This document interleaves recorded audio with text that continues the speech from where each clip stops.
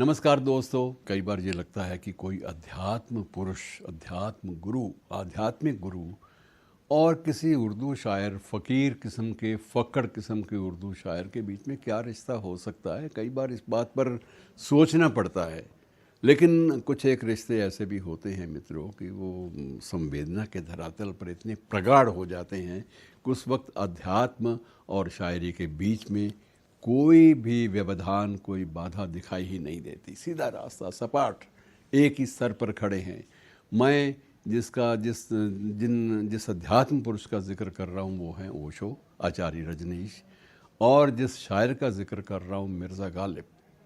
मित्रों, ये एक बड़ी अजीब बात है कि ओशो के सबसे प्रिय शायर मिर्ज़ा गालिब थे और उनकी कविताएं अक्सर अपने वक्तव्यों में, अपने प्रवचनों में वो कोट करते थे।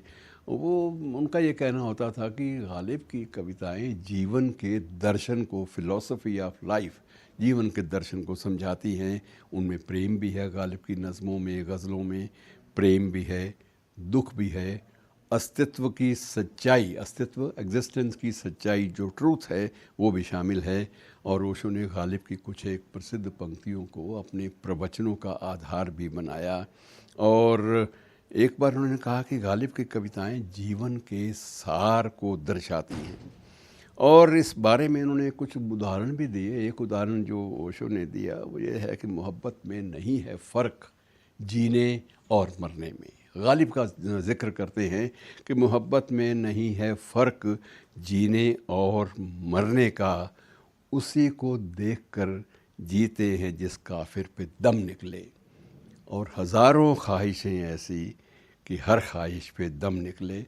और फ़लसफ़ा जहाँ तक जीवन के अस्तित्व का, अध्यात्म के आधार का है, वहाँ भी ओशो बाकायदा कोट करते हैं गालिब की उस नज़्म का एक मिसरा कि न था कुछ तो खुदा था, न था कुछ तो खुदा था, न कुछ होता खुदा होता, डुबोया मुझको होने ने, न मैं होता तो क्या होता, डुबोया मुझको होने ने, न मैं होता तो क्या होता।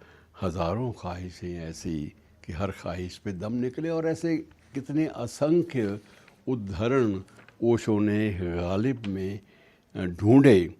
और सबसे बड़ी बात उन्होंने एक जो एक इंतहा संवेदनाओं की जो बयान की है ओशो ने अपने एक प्रवचन में कि मेरी किस्मत में गम गर इतना था। आप अंदाज़ा लगाइए कि एक गालिब एक ऐसा शायर था जिसने अपने 7 बच्चों की कब्रें स्वयं खोदी और उनको लिटाया। 7 बच्चों का निधन हुआ और ख़ुद अपने हाथ में उठाकर उन कब्रों में उनको लिटाया।